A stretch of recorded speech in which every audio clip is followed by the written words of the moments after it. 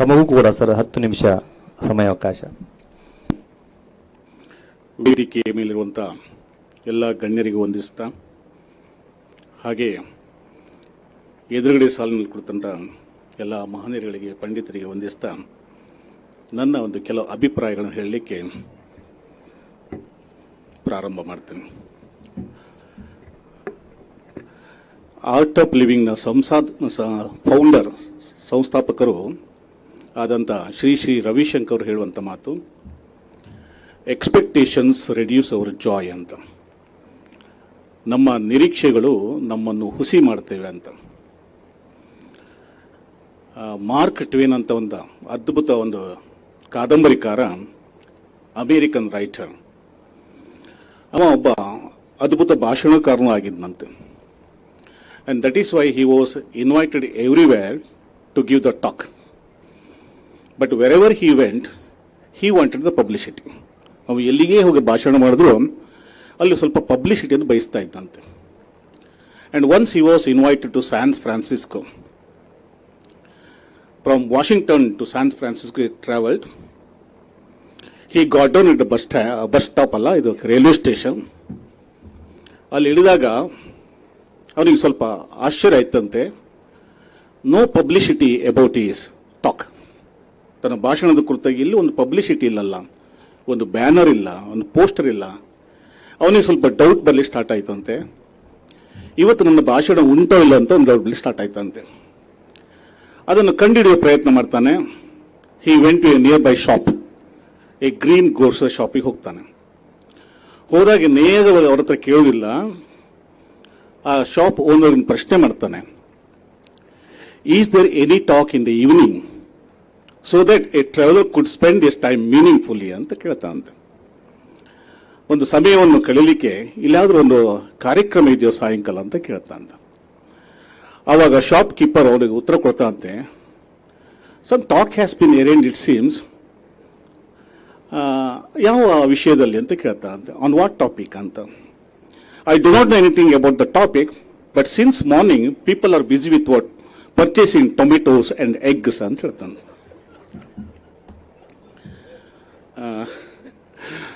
ಮೊನ್ನೆ ನಮ್ಮ head master, ಈಗಲೂ ನಮ್ಮ ಹೆಡ್ ಮಾಸ್ಟ್ರಿಯ ಶ್ರೀಯುತ ಎಸ್ ಉಭಯಕರ್ ಅವರು, ನಾನು ಪೇಟೆಯಲ್ಲಿ ಒಂದು ಶಾಪ್ ಕೀಪರ್ ಹತ್ರ ಮಾತಾಡ್ತಿದ್ರು, ಫೋನ್ ಬಂತು.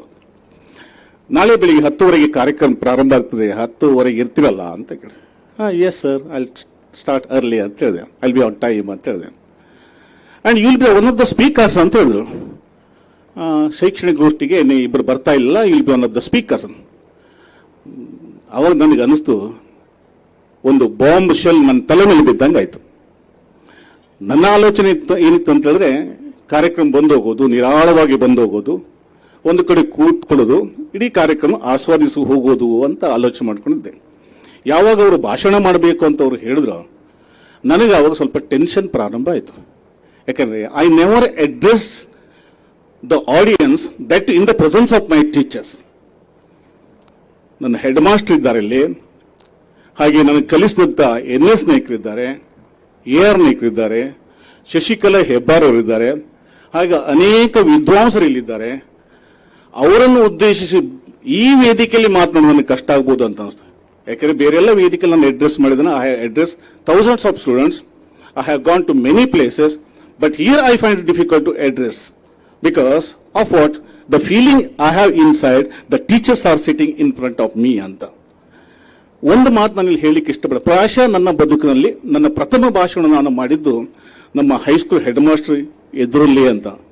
ಪ್ರಾಯಶಃ ಅವ್ರಿಗೆ ಗೊತ್ತಿರಲಿಕ್ಕಿಲ್ಲ, when I was a student of Chandavara school, ನನ್ನ ಪ್ರೈಮರಿ ಎಜುಕೇಶನ್ ಚಂದಾವರ ಶಾಲೆದ್ದು.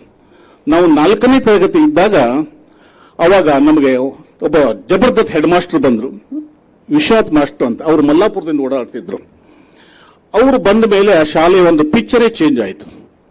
ಎಲ್ಲರೂ ಭಾಷಣ ಮಾಡಬೇಕು, ಎಲ್ಲರೂ ಬೇರೆ ಬೇರೆ ಕಾರ್ಯಕ್ರಮ ಭಾಗವಹಿಸಬೇಕು ಅಂತ ನಮ್ಮನ್ನು ಫೋರ್ಸ್ ಮಾಡಲಿ ಸ್ಟಾರ್ಟ್ ಮಾಡಿದ್ರು.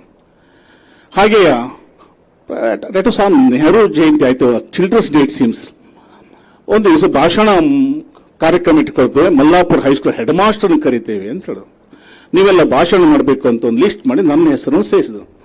ಸೊ ನನ್ನ ಪ್ರಥಮವಾದ ಭಾಷಣ AS ಉಭಯಕರ ಎದುರಲ್ಲೇ ಆಯಿತು. ನನಗೆ ಅತ್ಯಂತ ಹೆಮ್ಮೆಯ ಸಂಗತಿ ಹಾಗೂ ಸಂತೋಷದ ಸಂಗತಿ ಅದು, ಒಂದು ಗುರುಭಕ್ತಿಯು ಅಂತಂದು. ಹಾಗಾಗಿ ಅವರು ಕರೆದಾಗ ನಾನು ಇಲ್ಲಿ ಮಾತನಾಡಲಿಕ್ಕೆ ಆಗಲ್ಲ ಅಂತ ನನಗೆ ಹೇಳಲಿಕ್ಕಾಗಿಲ್ಲ. ನಾನು ಹೇಳುವಂಥ ಅಭಿಪ್ರಾಯಗಳು ಎಷ್ಟರ ಮಟ್ಟಿಗೆ ಸರಿಯೋದು ನನಗೆ ಗೊತ್ತಿಲ್ಲ, ಆದರೆ ಕೆಲವು ವಿಚಾರಗಳು ನಿಮ್ಮೊಂದಿಗೆ ಹಂಚಿಕೊಳ್ಳುವ ಪ್ರಯತ್ನ ಮಾಡ್ತಾ ಇದ್ದೇನೆ. ಮುಖ್ಯವಾಗಿ ಇಲ್ಲಿ ಇವರು ಮುಖ್ಯ ಭಾಷಣಕಾರರಾದ ಶ್ರೀಯುತ ವಸ್ತ್ರವರು ಮಾತಾಡುವಾಗ the whole conclusion of he talk is that the moral what thread is broken somewhere ಅಂತ. ಇಷ್ಟೆಲ್ಲ ನಮ್ಮ ಒಂದು ಸಮಾಜದಲ್ಲಿ ಆಗುವಂಥ ಗೊಂದಲಗಳಿಗೆ, ಶೈಕ್ಷಣಿಕ ಗೊಂದಲಗಳಿಗೆ ಇಲ್ಲೇ ಒಂದು ಕಡೆ ಒಂದು ನಮ್ಮ ಏನು ನೈತಿಕ ದಾರ ಇತ್ತು ಅದು ಕಟ್ಟಾಗಿ ಬಿದ್ದಿದೆ ಅಂತ ಅನಿಸ್ತದೆ. ಅದು ಎಲ್ಲಿ ಕಟ್ಟಾಗಿದೆ ಅಂತ ಹುಡುಕುವ ಪ್ರಯತ್ನ ನಾವು ಮಾಡಬೇಕಾಗಿದೆ. ಹಿಂದೆ ಒಂದು ನೈತಿಕ ಶಿಕ್ಷಣ ಮನೆಯಲ್ಲೇ ಸಿಗ್ತಾ ಇತ್ತು, ಮನೇ ಒಂದು ಪಾಠಶಾಲೆ ಆಗಿತ್ತು. ಈಗ ಏನಾಗಿದೆ ಅಂತಂದ್ರೆ parents are busy with their work. ಅವರವರ ಒಂದು ಕೆಲಸದಲ್ಲಿ ತಲ್ಲೀನರಾಗಿರೋದ್ರಿಂದ ಅವರು ಶಾಲೆಗೆ ಸೇರಿಸ್ತಾರೆ, ಮಗುವಿಗೆ ಬೇಕಾದಂತ ಒಂದು ಅವಶ್ಯಕತೆಗಳನ್ನು ಪೂರೈಸ್ತಾರೆ. ಅವರು ತಾವು ಕೊಡಬೇಕಾದ ಒಂದು ನೈತಿಕ ಶಿಕ್ಷಣವನ್ನು ಕೊಡಲಿಕ್ಕೆ ಅವರಿಗೆ ಆಗ್ತಾ ಇಲ್ಲ, ಪುರುಸೊತ್ತಿಲ್ಲ. ಹಾಗೆ ಪ್ರಶ್ನೆ ಇದ್ದು ಆ ನೈತಿಕ ಶಿಕ್ಷಣವನ್ನು ಎಲ್ಲಿ ಸಿಗಬೇಕಾಗಿದ್ದು ಪ್ರಶ್ನೆ. ಅದು ಇಂದು ಶಾಲೆಯಲ್ಲೇ ಸಿಗಬೇಕು ಹೊರತು ಬೇರೆ ಎಲ್ಲೂ ಸಿಗ್ಲಿಕ್ಕೆ ಸಾಧ್ಯ ಇಲ್ಲ ಅಂತ.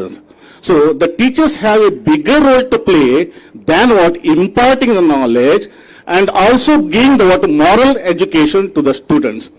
ಏನು ನಮ್ಮ ವಿದ್ಯಾರ್ಥಿಗಳನ್ನು ಜವಾಬ್ದಾರಿ ನಾಗರಿಕರನ್ನಾಗಿ ಬೆಳೆಸುವಲ್ಲಿ ವಿದ್ಯಾರ್ಥಿಗಳ ಅಧ್ಯಾಪಕರ ಪಾತ್ರ ಬಹುಮುಖ್ಯವಾದುದು ಅಂತ ನಾನು ಭಾವಿಸ್ತಾ ಇದ್ದೇನೆ. ಯಾಕೆಂದ್ರೆ ಇಂದು getting in knowledge for the student is not a problem at all. Every knowledge is available at the tip of the finger. ಶ್ರೀಯುತ ರವಿ ಉಭಯಕ್ ಅವರು ಕೇಳಿದ್ರು, ಬೆರಳಿನ ತುದಿಯಲ್ಲೇ ಜ್ಞಾನ ಸಿಗ್ತಾ ಇದೆ. So knowledge is not a problem at all.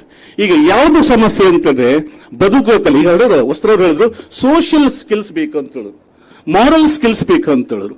So ಅದ್ರ ಬಗ್ಗೆ ನಾವು ಹೆಚ್ಚು ಫೋಕಸ್ ಮಾಡಬೇಕಾಗಿದೆ. ನಾನು ಬೋರಿಂಗ್ರ ಕಾಲೇಜಲ್ಲಿ ಅಧ್ಯಾಪಕನಿದ್ದಾಗ I got an opportunity to organising the moral and spiritual camp. To my surprise I organise not less than 17 camps. 15 ಕ್ಯಾಂಪ್ಗಳು ಬೋರಿಂಗ್ರ ಕಾಲೇಜಲ್ಲಿ ಮಾಡಿದ 2 ದಿನಗಳ ಶಿಬಿರ. 2 ಶಿಬಿರಗಳನ್ನು ನಾನು ಶೃಂಗೇರಿ JCBM ಕಾಲೇಜ್ ಪ್ರಾಂಶುಪಾಲರಾಗಿ ಮಾಡಿದ್ದಾನೆ. So now there is a pressure on me in MGM college to conduct such programme in Udupi. ಹಾಗಾಗಿ ಇಂಥ ಕಾರ್ಯಕ್ರಮಗಳ ಅಗತ್ಯತೆ ಹೆಚ್ಚು ಇದೆ ಅಂತ ನನಗೆ ಅನ್ನಿಸ್ತಾ ಇದೆ. ಆಗ ನಮ್ಮ ಮಕ್ಕಳಿಗೆ ನಾವು ನೈತಿಕ ಶಿಕ್ಷಣ ಯಾವ ರೀತಿಯಾಗಿ ಕೊಡಬೇಕು ಅನ್ನೋ ಪ್ರಶ್ನೆ ಬರ್ತಾ ಇದೆ. ಅವರಿಗೆ ಏನು ಕೊಡಬೇಕು, what is required for the students in the present context. ನೀವು ಜಸ್ಟ್ ಒಬ್ಸರ್ವ್ ಮಾಡಿ, because of the social media like what Facebook, WhatsApp ಇರಬಹುದು, ಬೇರೆ ಯಾವುದೇ ಇರಬಹುದು, ಅದ್ರಲ್ಲಿ ನೀವು ಸ್ವಲ್ಪ ಅಲ್ಲಿ ನಡೆಯುವಂತಹ ಚರ್ಚೆಗಳ ಕಡೆ ಸ್ವಲ್ಪ ಗಮನ ಹಾಕಿ. ಇಂದಿನ ಯುವಕರು, ಇಂದಿನ ಜನಾಂಗ ಎತ್ತ ಕಡೆ ಸಾಗ್ತಾ ಇದೆ. ನೀವು ನೋಡ್ತಾ ಇದ್ದಂಗೆ ನಮ್ಮ ಯುವಕರು ತಾವು ಪಡೆದಂತ ಶಿಕ್ಷಣದಿಂದ ಸಮಾಜಕ್ಕೆ ದ್ವೇಷವನ್ನು ಬಿತ್ತರಿಸುವಂತ ಕಾರ್ಯಕ್ರಮ ಮಾಡ್ತಾ ಇದ್ದಾನೆ. ವ್ಯವಸ್ಥಿತವಾಗಿ ದ್ವೇಷದ ಬಿತ್ತನೆ ಆಗ್ತಾ ಇದ್ದೇನೆ. They are spreading the jealous and everywhere by using the social media ಅಂತ ಅನಿಸ್ತಿದೆ.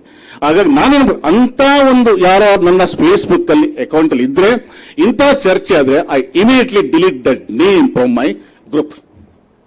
ಯಾಕಂದ್ರೆ he should not be the member of in my group. He is not the fit person to become the my member of my group. ನಾನು ಬೇರೆ ಏನು ಚರ್ಚೆ ಮಾಡ್ಲಿಕ್ಕೆ I don't give any response to that Facebook postings. ನಾನು ತಕ್ಷಣ ಮಾಡಿದ್ರೆ ಆ ವ್ಯಕ್ತಿ ಹೆಸರು ಇಮಿಡಿಯೇಟ್ ಅನ್ಫ್ರೆಂಡ್ ಮಾಡ್ಬಿಡ್ತಾನೆ. ಹಾಗಾಗಿ ಇಂದು ಏನಾಗಿದಂತೆ ನಮ್ಮ ಶಿಕ್ಷಣವು ಬೇರೆ ದಾರಿಯಲ್ಲಿ ಹೋಗ್ತಾ ಇದೆ. ವಿದ್ಯಾರ್ಥಿಗಳು ಪಡೆದುಕೊಂಡ ಶಿಕ್ಷಣ ಬೇರೆ ಒಂದು ಲೈನಿಗೆ ಪ್ರಯೋಜನ ಮಾಡ್ತಾ ಇದ್ದಾರೆ. ಅಂಥದ್ದು ಆಗಬಾರ್ದು. ನಾವು ಏನ್ ಮಾಡಬೇಕು? The society like that, politicians ಇರ್ಬೋದು, ಯಾರೇ ಇರ್ಬೋದು, ಇಂದಿನ ಯುವಕರಲ್ಲಿ ವ್ಯವಸ್ಥಿತವಾಗಿ ಫಿಲ್ತ್ ಕೆಸರನ್ನು ತುಂಬುತ್ತಾ ಇದ್ದಾರೆ. ಇಂದು ಏನೋ ಯುವಕರ ಮನಸ್ಸಲ್ಲೆಲ್ಲ ಕೆಸರು ತುಂಬಿದೆ ಅಂತ, because of the social system, because of politician, because of political parties, because of so many other organisation. I can say that they are all feeling the filth in the minds of the young people. ಆ ಯುವಕರನ್ನು ಹಿಂದೆ ಎಳೆಯುವ ಪ್ರಯತ್ನ ನಾವು ಮಾಡಬೇಕಾಗಿದೆ. ಹೋಗಿ ಆಗಿದೆ ಆಚೆ. ಆ ಕೆಲಸ ಎಲ್ಲಿ ಆಗಬೇಕು ಅಂತ ಪ್ರಶ್ನೆ ಶಾಲಾ ಕಾಲೇಜಲ್ಲಿ ಆಗಬೇಕಾಗಿದೆ. ಆ ಕಾಲೇಜುಗಳಿರ್ಬೋದು, ಶಾಲೆಗಳಿರ್ಬೋದು, ವರ್ಷಕ್ಕೆ ಕನಿಷ್ಠ ಇಷ್ಟು ಕಾರ್ಯಕ್ರಮಗಳು, ಇಂಥ ಕೆಲವು ವಿಚಾರಗಳನ್ನು, ನೈತಿಕ ಚಿಂತನೆಗಳನ್ನು ಕೊಡುವಂಥ ಕಾರ್ಯಕ್ರಮವನ್ನು ನಾವು ವ್ಯವಸ್ಥಿತವಾಗಿ ಹಮ್ಮಿಕೊಳ್ಳಬೇಕು. ಅದನ್ನು ಮಕ್ಕಳಿಗೆ ತಲುಪಿಸುವಂಥ ಕೆಲಸ ನಾವು ಮಾಡಬೇಕಾಗಿದೆ. ಆ ಕೆಲಸ ಯಾರು ಮಾಡಬೇಕು? ಅಧ್ಯಾಪಕರೇ ಮಾಡಬೇಕಾಗಿದೆ. ಅಧ್ಯಾಪಕರಿಂದ ಆಗಬೇಕಾಗಿದೆ. ಹಾಗಾಗಿ ಒಂದಿಷ್ಟು ಚಿಂತನೆಗಳು ಇಲ್ಲಿ ಹೆಚ್ಚಿನ ವಿದ್ಯಾರ್ಥಿಗಳು ಇಲ್ಲಿ ಇರೋದ್ರಿಂದ ಅವರನ್ನೇ ಫೋಕಸ್ ಮಾಡಿಕೊಂಡು ಒಂದಿಷ್ಟು ಚಿಂತನೆಗಳನ್ನು ನಾನು ನಿಮ್ಮೊಂದಿಗೆ ಹಂಚಿಕೊಳ್ಳುವ ಪ್ರಯತ್ನ ಮಾಡ್ತೇನೆ. ಹೆಚ್ಚು ಹೇಳಲಿಕ್ಕೆ ಹೋಗಲ್ಲ. I have many things to tell. ಅದೇ ಕೆಲವೊಂದು ವಿಚಾರಗಳನ್ನು ನಾನು ಈ ವಿದ್ಯಾರ್ಥಿಗಳಿಗೆ focusing on the students only ಮನದಟ್ಟು ಮಾಡುವಂಥ ಪ್ರಯತ್ನ ಮಾಡ್ತಾ ಇದ್ದೆ. ವಿದ್ಯಾರ್ಥಿಗಳು ನೆನಪಿಟ್ಟುಕೊಳ್ಳಿ, ನಮ್ಮ ಬರ್ತ್ ಈಸ್ ಅನ್ ಆಕ್ಸಿಡೆಂಟ್. ನಮ್ಮ ಹುಟ್ಟು ಅನ್ನೋದೊಂದು ಆಕಸ್ಮಿಕ. ಯಾಕೆ ಆಕಸ್ಮಿಕ ಅಂತ ಹೇಳಿದ್ರೆ, ನಾವು ಎಲ್ಲಿ ಹುಟ್ಟುತ್ತೇವೆ, ಯಾರಿಗೆ ಹುಟ್ಟುತ್ತೇವೆ, ಯಾವ ಜಾತಿಯಲ್ಲಿ ಹುಟ್ಟುತ್ತೇವೆ, ಯಾವ ಧರ್ಮದಲ್ಲಿ ಹುಟ್ಟುತ್ತೇವೆ, ಇದು ಯಾವುದು ನಮ್ಮ ಆಯ್ಕೆಗಳಲ್ಲ. ನಮ್ಮ ಪೇರೆಂಟ್ಸು ನಮ್ಮ ಆಯ್ಕೆಗಳಲ್ಲ. ಹಾಗಾಗಿ that is why it is called an accident, merely an accident. ಹಾಗಾದರೆ ಹುಟ್ಟಿದ ಆಯ್ತಲ್ಲ, ಹುಟ್ಟಿದ ಮೇಲೆ ಬದುಕಬೇಕಲ್ಲ. ಹುಟ್ಟು ಸಾವಿನ ನಡುವೆ ಒಂದು ಬದುಕಿದೆ, ನೆನ್ಪಿಟ್ಕೊಳ್ಳಿ. ಹುಟ್ಟಿದ ಮೇಲೆ ಸಾಯಲೇಬೇಕು. ನಾವು ಹುಟ್ಟುವಾಗಲೇ we are carrying the load on our shoulder the death. ಅದು ಯಾವಾಗ ನಾವು ಕೆಳಗಿಡುತ್ತೆ ನಮಗೆ ಗೊತ್ತಿಲ್ಲ. It is on our shoulder. ಆ ನಡುವೆ ಒಂದು ಬದುಕಿದೆಯಲ್ಲ, ಅದನ್ನು ಅರ್ಥ ಮಾಡ್ಕೊಳ್ಬೇಕು. ಸ್ಟೀಫನ್ ಹಾಕಿಂಗ್ ಹೆಸರು ನೀವು ಕೇಳಿರ್ಬೋದು. 1 ವರ್ಷದ ಹಿಂದೆ ಅವರು ತೀರಿದ್ದಾರೆ. ಎ ಫೇಮಸ್ ಫಿಸಿಸಿಸ್ಟ್, ಒಬ್ಬ ಶ್ರೇಷ್ಠ ಮಟ್ಟದ ವಿಜ್ಞಾನಿ, ಒಬ್ಬ ಭೌತ ವಿಜ್ಞಾನಿ. ಅವನು ಒಂದು ನ್ಯೂರೋ ಡಿಸೀಸಿಂದ ಬಳಲ್ತಾ ಇದ್ದ. ಆತ ಹೇಳ್ತಾ ಇದ್ನು, ಸರಿ ಮಾತಾಡ್ಲಿಕ್ಕಾಗಲ್ಲ. ಅವನ ಆ ಭಾವನೆಗಳೆಲ್ಲ ಕಂಪ್ಯೂಟರ್ ಫಿಕ್ಸ್ ಮಾಡಿದ್ರು. ಕಂಪ್ಯೂಟರ್ ಮೂಲಕ ತನ್ನ ಭಾವನೆಗಳು ಹೊರಗಾಗ್ತಾ ಇದ್ದ. ಆತನೂ ಹೇಳ್ತಾ ಇದ್ದಂತೆ, ನಾನು ಬದುಕಬೇಕು ಅಂತ. ಹಿ was on the death bed almost. ಅವ ಹೇಳ್ತಾ ಇದ್ನ, ನಾನು ಬದುಕಬೇಕು. ಯಾಕೆ ಬದುಕಬೇಕಂದ್ರೆ, ನಾನು ತುಂಬ ಸಾಧನೆ ಮಾಡಲಿಕ್ಕೆ ಉಂಟು ಅಂತ. So this wonderful message he give to the young generation. So ಹುಟ್ಟು ಮತ್ತು ಸಾವಿನೊಂದು ಬದುಕಿದೆ, ನಮ್ಮ ಬದುಕನ್ನು ಸಾರ್ಥಕ ಮಾಡಿಕೊಳ್ಬೇಕು ಅಂತ. ಹಾಗೆ ಇನ್ನೊಂದು ವಿಚಾರ ನಾನು ಹೇಳಿಕ್ಕೆ ಇಷ್ಟಪಡ್ತೇನೆ. ಹುಟ್ಟಿದ ಎಲ್ರಿಗೂ ಬದುಕುವ ಏನಿದೆ ಹಕ್ಕಿದೆ. ಯಾರೇ ಆಗಲಿ ಎಲ್ರಿಗೂ ಒಂದು ಬದುಕುವ ಹಕ್ಕಿದೆ. ನೀವು ಮಾರ್ಟಿನ್ ಲೂಥರ್ ಕಿಂಗ್ ಜೂನಿಯರ್ ಹೆಸರು ಕೇಳಿರ್ಬೋದು ಅನ್ನೋ ಗೊತ್ತಿಲ್ಲ. ಅಮೇರಿಕದ ಒಂದು ಶ್ರೇಷ್ಠ ಒಂದು ರೆವಲ್ಯೂಷನಿಸ್ಟ್. ಕರಿಯರ ಪರವಾಗಿ ಒಂದು ಹೋರಾಟ ಪ್ರಾರಂಭ ಮಾಡ್ತಾರೆ. ನಮ್ಮ ದೇಶದಲ್ಲಿ ಜಾತಿಯ ಸಮಸ್ಯೆ ಇದ್ರೆ, ಅಮೇರಿಕದಲ್ಲಿ ರೇಷಿಯಲ್ ಡಿಸ್ಕ್ರಿಮಿನೇಷನ್ ಇದೆ, ಇನ್ನು ವರ್ಣಭೇದಿನಿ ಇದೆ. ಅದರ ವಿರುದ್ಧವಾಗಿ ಹೋರಾಟ ಎತ್ಕೊಳ್ತಾನೆ. He started a movement. ಕೊನೆಗೆ he was being assassinated. So ಅವ ಒಂದು ಕಡೆ ಹೇಳ್ತಾನೆ, ವಾಷಿಂಗ್ಟನ್ ಚಲೋ ಒಂದು ಆಡಿಯನ್ಸ್ ಅನ್ನು ಉದ್ದೇಶಿಸಿ ಮಾತನಾಡ್ತಾನೆ. ಐ ಹ್ಯಾವ್ ಎ ಡ್ರೀಮ್, ನನಗೊಂದು ಕನಸಿದೆ. ಐ ಹ್ಯಾವ್ ಎ ಡ್ರೀಮ್, ನನ್ನ ಕನಸು ಏನಂತೇಳಿದ್ರೆ, ಮುಂದೊಂದು ದಿನ ವಾಷಿಂಗ್ಟನ್ನಿನ ಒಂದು ಮುಖ್ಯ ರಸ್ತೆಯಲ್ಲಿ ಒಬ್ಬ ಕರಿಯ ಹುಡುಗ, ಒಂದು ಬಿಳಿಯ ಹುಡುಗ ಒಬ್ಬರಿಗೊಬ್ಬರು ಕೈ ಹಿಡಿದುಕೊಂಡು ನಡೆದಾಡೋದನ್ನು ನಾನು ನೋಡ್ಬೇಕು. ದಟ್ ವಾಸ್ ಮೈ ಡ್ರೀಮ್ ಅಂತ ಹೇಳ್ತಾನೆ. ಆ ವ್ಯಕ್ತಿ ಒಂದು ದೊಡ್ಡ ಸಭೆಯಲ್ಲಿ ಮಾತನಾಡ್ತಿರ್ಬೇಕಾದ್ರೆ, ಬಿಕಾಸ್ ಈ started a movement, one section of society did not like it. ಅವನು ಇಷ್ಟಪಡಲಿಲ್ಲ. ಅವನು ಮಾತನಾಡಬೇಕಾದ್ರೆ, ಇಂಥ ಒಂದು ದೊಡ್ಡ ವೇದಿಕೆಯಲ್ಲಿ ಮಾತನಾಡಬೇಕಾದ್ರೆ, ಯಾರೋ ಒಂದು ಸಭೆಯಿಂದ ಒಂದು ಶೂ ಅಂತ ತೆಗೆದು ಬಿಸಾಡ್ತಾನಂತ ಅವನ ಕಡೆ. ಆ ಶೂ ಏನಾಗತ್ತೆ ಅಂತ ಹೇಳಿದ್ರೆ, ವೇದಿಕೆ ಮೇಲೆ ಬಂದು ಬೀಳ್ತದೆ. Fortunately it did not touch whom Martin Luther King. ಕುಳಿತವರಿಗೆಲ್ಲ ಏನಾಯಿತು, ಒಂದು ರೀತಿ ಭಯ ಆಯಿತು, ಏನಾಗತ್ತೋ ಅಂತ. ಒಂದು ಟೆನ್ಷನ್ ಆಯಿತು, ಸ್ತಬ್ಧ ಆಯಿತು.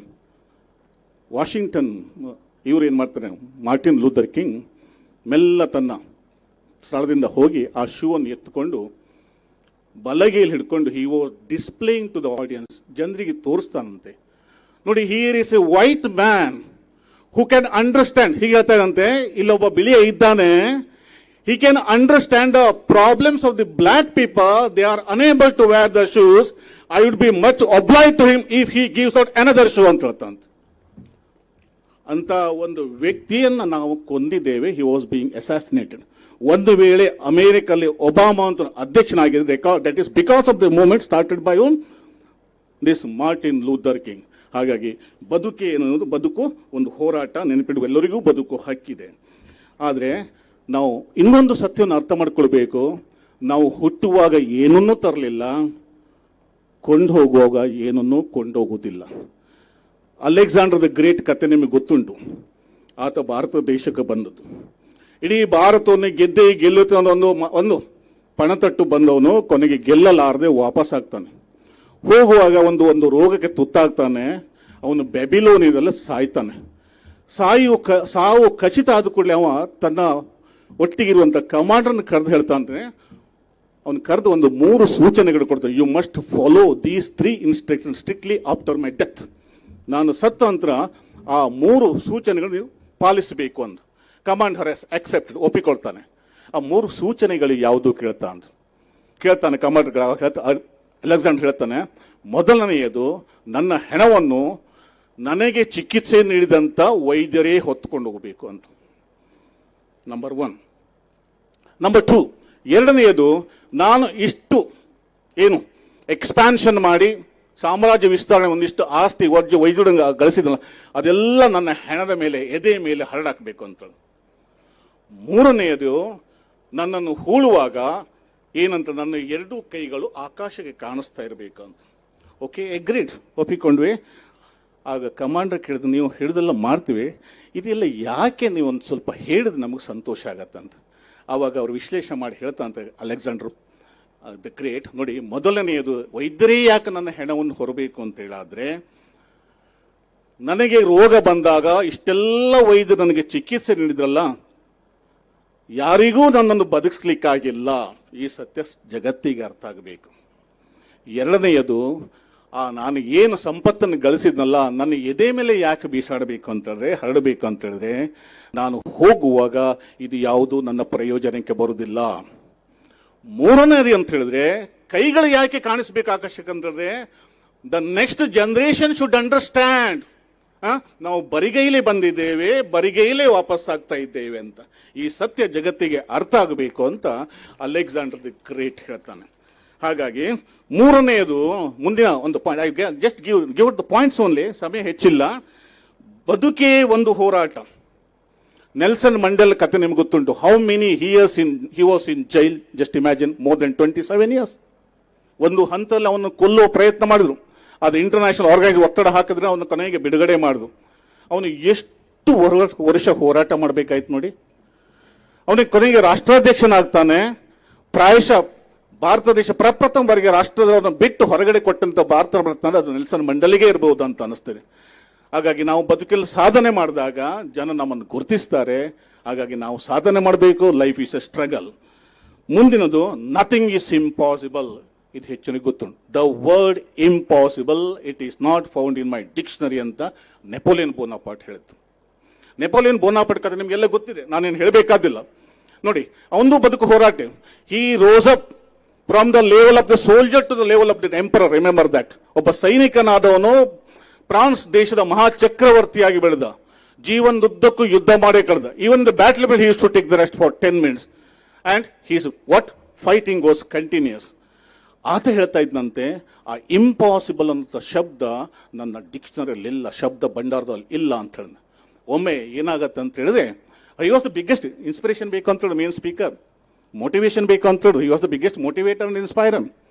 ಅವನು ಒಮ್ಮೆ ತನ್ನ ಸೈನಿಕರನ್ನು ಕರೆದುಕೊಂಡು ಒಂದು ಪರ್ವತ, ಆಲ್ ಮೌಂಟೇನ್, ಪ್ರಾಯಶಃ ಹಿಮಾಲಯ ಪರ್ವತ ನಂತರ ನೆಕ್ಸ್ಟ್ ಒಂದು ರೇಂಜಲ್ಲಿ ಬರುವಂಥ ಒಂದು ಪರ್ವತ, ಆ ಪರ್ವತವನ್ನು ದಾಟ್ಲಿಕ್ಕೆ ಕರ್ಕೊಂಡು ಹೋಗ್ತಾನೆ. In the evening he was able to reach the foot hill of ತಳಭಾಗ, ಪರ್ವತ ಭಾಗವನ್ನು ತಲುಪ್ತಾನೆ. ತಲುಪಿದಾಗ ಕತ್ತಲಾಗ್ತದೆ. ಹಾಗೆ ಆ ಪರ್ವತವನ್ನು ದಾಟಬೇಕು, ಆಚೆ ಹೋಗಬೇಕಾಗಿದೆ, ತನ್ನ ಸೈನಿಕರನ್ನ ಕರೆದುಕೊಂಡು ಹೋಗಬೇಕಾಗಿದೆ. ಹೋಗುವಾಗ ಅವನಿಗೆ ಸರಿಯಾದ ಮಾರ್ಗದರ್ಶನ ಇಲ್ಲ, ದಾರಿಯ ಪರಿಚಯ ಇಲ್ಲ. ಹಾಗೆ ಪಕ್ಕದಲ್ಲಿ ಒಂದು ಮುದುಕಿ ಒಂದು ಗುಡಿಸಲು, ಹಟ್, ಒಂದು ಗುಡಿಸಲಿತ್ತಂತೆ. ಅವಳ ಹತ್ರ ಕೇಳಿದ ಕೂತು ಯಾವ್ದು ದಾರಿ ಇರಬಹುದು ಅಂತ ತಿಳ್ಕೊಳ್ಬಹುದು. ಹೋಗಿ ಕೇಳ್ತಾನೆ ಆ ಮುದುಕಿನ ಅಡ್ರೆಸ್ ಮಾಡಿ, is there any road to cross this mountain ಅಂತ ಕೇಳ್ತಾನೆ. ಆ ಮುದುಕಿಗೆ ಪ್ರಶ್ನೆ ಏನು ಹೇಳ್ತಾ ಅಂತೇಳಿ, ಈ ಪರ್ವತವನ್ನು ದಾಟ್ಲಿಕ್ಕೆ ಯಾವುದಾದ್ರೂ ಮಾರ್ಗ ಇದೆಯೇ ಅಂತ ಕೇಳ್ತಾ ಅಂತ. ಆಗ ಆ ಮುದುಕಿ ಅವನಿಗೆ ಕೊಟ್ಟಂತ ಉತ್ತರ ಹೀಗಿದೆ, ಯು ಫೂಲ್, ಪ್ರಥಮವಾಗಿ you fool, better go back, no one has cross this mountain so far ಅಂತ.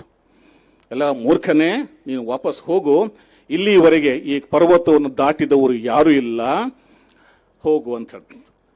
ನಾವಾಗಿದ್ರೆ, ನೀವಾಗಿದ್ರೆ ಆ ಕೊನೆಯ ಶಬ್ದ ಹೇಳೋದ್ರ ಮೊದಲೇ ಅಲ್ಲಿಂದ ಜಾಗ ಕಾಲ್ತು ಮಾಡ್ತಿದ್ನು. ಆದರೆ ನೆಪೋಲಿಯನ್ ಬೋನಾಪಾರ್ಟ್ ಅವನು ಸುಲಭದಲ್ಲಿ ಸೋಲನ್ನು ಒಪ್ಪಿಕೊಳ್ಳುವಂಥ ವ್ಯಕ್ತಿ ಅಲ್ಲ. So he complimented that old lady, he congratulated, and that lady was surprise, that woman surprise. ಯಾಕೆ ನೋಡಿ, crossing the mountains final, no doubt about, I won't take back this decision. but your words are cautious to me when I am crossing the mountain.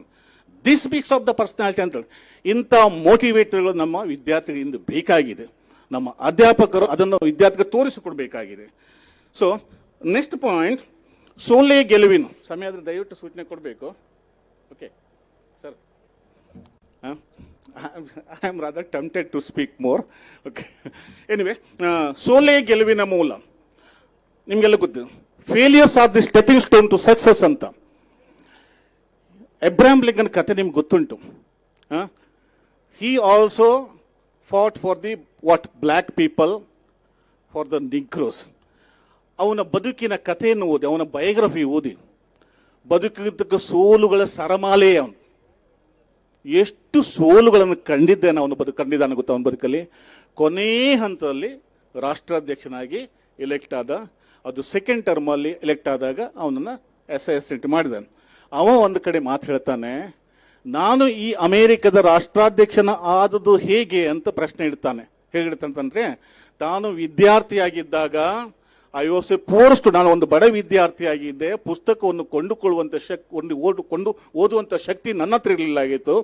ಹಾಗಾಗಿ ನನಗೆ ಯಾರೋ ಒಬ್ಬರು ಹೇಳಿದ್ರು, ಈ ನದಿ Mississippi ನದಿ ಆಚೆ ಒಬ್ಬ ಸುಪ್ರೀಂ ಕೋರ್ಟ್ ನಿವೃತ್ತ ಜಡ್ಜ್ ಇದ್ದಾನೆ, he had the wonderful collections of books, you can go there and read those books ಅಂತ.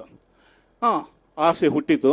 ಅವನು ಏನು ಮಾಡ್ತಾನೆ ಅಂತ ಹೇಳಿದ್ರೆ, ಆ ಪುಸ್ತಕಗಳನ್ನ ನಾನು ಓದಬೇಕು ಅಂತ ನಿರ್ಧಾರ ಮಾಡಿ ಒಂದು ದೋಣಿ, ಸಣ್ಣ ಬೋಟ್ ಅಂತ ತೆಗೆದುಕೊಂಡು ನದಿಯನ್ನು ಕ್ರಾಸ್ ಮಾಡಿದ. Since it was the winter season, there was iceberg.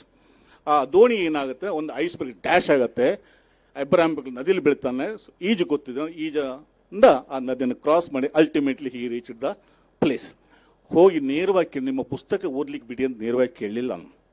ಅವ ಏನು ಮಾಡ್ತಾನೆ ಅಂತ ಹೇಳಿದ್ರೆ, ನಿಮಗೆ ಒಂದು ಮನೆಯ ಆಳಿನ ಅಗತ್ಯತೆ ನನಗೆ ಯಾರೋ ಹೇಳಿದ್ರು, I would like to work as a labour in your house ಅಂತ. ವೈ ನಾಟ್ ಅಂತ ಹೇಳಿ. ಒಂದು ತಿಂಗಳ ಆದಮೇಲೆ ಎಲ್ಲ ಕೆಲಸ, ನೆಲ ಒರೆಸೋದು, ಸೌದೆ ತೊರೆದು, ನೀರು ತೊರೆದು ಎಲ್ಲ ಕೆಲಸ ಮಾಡಿ, the person was very much please. The retired justice was very much please. What can I do for you ಅಂತ ಕೇಳ್ತಾನೆ. ಆವಾಗ Abraham Lincoln, kindly allow me to read the books from your personal library ಅಂತ. By all means ಅಂತ. ಆ ಪುಸ್ತಕಗಳೇ ನನ್ನನ್ನು ಅಮೇರಿಕದ ರಾಷ್ಟ್ರಾಧ್ಯಕ್ಷನಾಗಿ ಮಾಡಿದವು ಅಂತ ಕೊನೆಯಲ್ಲಿ ಹೇಳ್ಕೊಡ್ತಾನೆ. ನಮ್ಮ ಸಾಧನೆಗಳಿಗೆ ಮಿತಿ ಇಲ್ಲ, ನೆನಪಿಟ್ಟುಕೊಳ್ಳಿ ವಿದ್ಯಾರ್ಥಿಗಳೇ. There is no limit for our achievement. ಏನು ಮಾಡ್ಬೋದು, sky is the limit, right? Steve Jobs ನಿಮ್ಗೆ ಕತೆ ಗೊತ್ತಿರಬೇಕಲ್ಲ, ವಿದ್ಯಾರ್ಥಿಗಳು ಗೊತ್ತಿರ್ತಾರೆ. ಕೊನೆ ಒಂದು ವಿಚಾರ ಹೇಳಿ ಬಿಡ್ತೇನೆ. ಸ್ಟೀವ್ ಜಾಬ್ಸ್ ಏನು ಹೇಳ್ತಾನೆ ಅಂತ ಹೇಳಿದ್ರೆ, how to look at your life, ನಿಮ್ಮ ಬದುಕನ್ನು ನೀವು ಹೇಗೆ ನೋಡಬೇಕು ಅಂತ ಹೇಳಿದ್ರೆ, as if we are going to die today evening itself. ಇವತ್ತು ಸಾಯಂಕಾಲವೇ ನಾವು ಸಾಯ್ತೇವೆ ಅಂತ. ಆ ಸಾವು ಅನ್ನೋದೇ ಬಿಗ್ಗೆಸ್ಟ್ ಇನ್ಸ್ಪೈರ್. ಇವತ್ತು ಸಾಯ್ತಲ್ಲಿ ಹೆಚ್ಚು ಸಮಯ ನಮ್ಮ ಭಾವನೆ ಬಂದರೆ ನಾವು ಹೆಚ್ಚು ಹೆಚ್ಚು ಕೆಲಸ ಮಾಡ್ತೇವೆ. ಸ್ಟೀವ್ ಜಾಬ್ಸ್ ಯಾರಂತ ಹೇಳಿದ್ರೆ, ಆ್ಯಪಲ್ನ ಒಂದು ಫೌಂಡರ್. ಅವ ಒಂದು ಪುಸ್ತಕ ಬರೆದ, ಸ್ಟೇ ಹಂಗ್ರಿ ಸ್ಟೇ ಫೂಲಿಶ್. ಕೊನೆಯದಾಗಿ ಬುದ್ಧನ ಒಂದು ಮಾತು ಹೇಳಿ ನಾನು I would like to conclude my presentation. Buddha ಅನ್ಕತೆ ನಿಮ್ಗೆ ಗೊತ್ತೇ the last message given by Buddha ಏನು ಹೇಳ್ತಾ ಅಂತಂದರೆ, Buddha he was on a death bed. ಮರಣಶೈಲಿದ್ದಾಗ ಅವನೊಬ್ಬ ಶಿಷ್ಯ, ಆತ್ಮೀಯ ಶಿಷ್ಯ, ಕ್ಲೋಸ್ ಡಿಸೈಪಲ್ ಭದ್ರಕ್ಕೆ ಓಡೋಡಿ ಬರ್ತಾನಂತೆ, ತನ್ನ ಗುರು ಸಾಯ್ತಾ ಇದ್ದ ಅಂತ. ಓಡಿ ಬಂದವನೇ ಇಲ್ಲಿ ಬಂದು ಅಳ್ಲಿಕ್ಕೆ ಪ್ರಾರಂಭ ಮಾಡ್ತಾನೆ. ಬುದ್ಧನಿಗೆ ಕೇಳಿಸ್ತದೆ ಒಳಗಡೆಯಿಂದ, ಹತ್ತಿರದಲ್ಲಿ ಆನಂದನ ಕರೆದು, ಯಾರು ಅವನು, ಏನು ಭದ್ರಕ್ಕೆ ಬಂದಿದ್ದಾನೆ ಅಂತ. ಸೆಂಡ್ ಹಿಮ್ ಇನ್ ಅಂತ. ಬುದ್ಧ ಕೇಳಿ, ಯಾಕಪ್ಪ ನೀನು ಅಳುವುದು ಕೇಳ್ತಾನೆ. ಏನಿಲ್ಲ ಗುರು, when you are gone away from this world, who is there us to show the light. ನಮಗೆ ಬೆಳಕನ್ನು ತೋರುವವರು ಅವ್ರನ್ನ ಯೋಚನೆ. ಆವಾಗ Buddha, the light is within you, don't go in search of this light anywhere, you are the light for your own life. So it's a wonderful experience for me to express my views on this dais. So ನೀವೆಲ್ಲ ಆಲಿಸಿದ್ರಂತ ಭಾವಿಸ್ತೇನೆ. Thank you so much for giving this opportunity. Thank you ನಂಡ್. ಮಹಾನ್ ಚಿಂತನಕಾರರು, ಪರಿವರ್ತನೆಕಾರರ ಅನೇಕ ಚಿಂತನೆಯೊಂದಿಗೆ ತಮ್ಮ ವಿಷಯವನ್ನು ಮಂಡಿಸಿದ ಶ್ರೀ DS ನಾಯ್ಕ್ ಸರ್ ಅವರಿಗೆ ಧನ್ಯವಾದಗಳು. ಈಗ ದೊಡ್ಡ ದೊಡ್ಡ ಮಾತುಗಳನ್ನಾಡುವುದರಿಂದ ಪ್ರಬುದ್ಧರಾಗುವುದಿಲ್ಲ, ಸಣ್ಣ ಸಣ್ಣ ವಿಷಯಗಳನ್ನು ಅರ್ಥ ಮಾಡಿಕೊಳ್ಳುವುದರ ಮೂಲಕ ಪ್ರಬುದ್ಧರಾಗುತ್ತೇವೆ ಎಂಬ ನುಡಿಯಂತೆ ಪ್ರಬುದ್ಧರು, ಗುಣವಂತರು, ಸಹೃದಯರೂ ಆದ ಇಂದಿನ